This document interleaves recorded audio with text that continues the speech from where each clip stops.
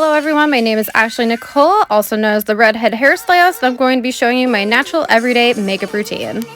So before starting the video, I already lightly exfoliated my face, and I'm going to be tying my hair back and using my favorite moisturizer from Trader Joe's that's oil-free because I do have oily areas on my face and I don't need it to be any oilier. So after letting my moisturizer soak in for a minute, I follow up with my Bare With Me Hydrating Jelly Primer by NYX. I just use less than a pea-size amount because I already used my moisturizer. This is just to provide a really good base for the rest of my makeup. And I let this sit for about a minute or two until it dries down almost completely and has that tacky feeling.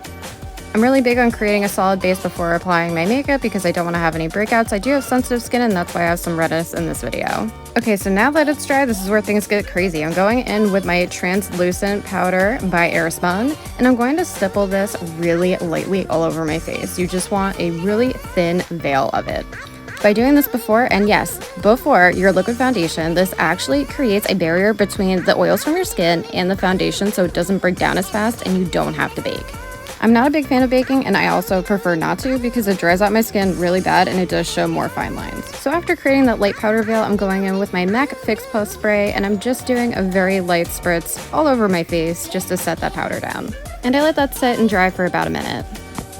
So after that, I'm going in with my MAC Studio Water Weight Foundation in the shade NW13. I'm going to be using a damp beauty blender and just patting this onto my face. I try my best to just use patting and stippling motions because I don't want to increase the redness on my face because it is sensitive and does get red really easily. You really don't need a lot of this foundation because it is very thin and it's meant to be natural coverage. One of the reasons why I like it is because it's lightweight and it does have 30 SPF in it. If you want to make this look a little bit more full coverage, feel free to go in with your favorite concealer and cover any red spots or marks. Now I'm going in with my e.l.f. buffing foundation brush, and I'm using my Anastasia Beverly Hills foundation stick in the color Fawn. This is one of my favorite contours that I've ever used. I'm very fair skinned. It's very hard for me to find a contour that isn't super warm but also isn't super cool to the point where it looks like there's ash on my face. I found that this is a very balanced color, and I also like the fact that this foundation stick has a matte finish.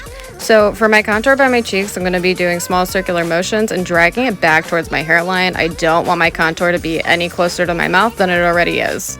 And then for my jawline, same thing, small circular motions, and I'm just going to blend that out. I try to drag it towards my ear first and then towards the center towards my chin. Then for my forehead, I do small circular motions, buffing it towards my hairline. For my nose, I just swipe up and down and try to keep the contour in the same area that I placed it. Now I'm going to be going in with my Maybelline Cheek Heat in the shade Nude Burn. I really like this product. It's super creamy, super sheer, but I like that because I like to build up my makeup anyways. And I'm just going to apply that with my fingertips real quick and then go in with my Morphe M439 just to stipple it out and blend it on my face. This is an amazing brush for foundation, cream blushes, anything that's a liquid or cream product. This is the brush for you. It gives a very airbrushed effect, and I just think it's amazing. And again, the great thing about this cream blush is that if you feel like you need more, just pat on a little bit more and stipple it in. You can always add more, but you can't take it away if it's too much. So moving forward, I'm going to be using my MAC Studio Mineralized Skin Finish Pressed Powder in the shade Light Plus.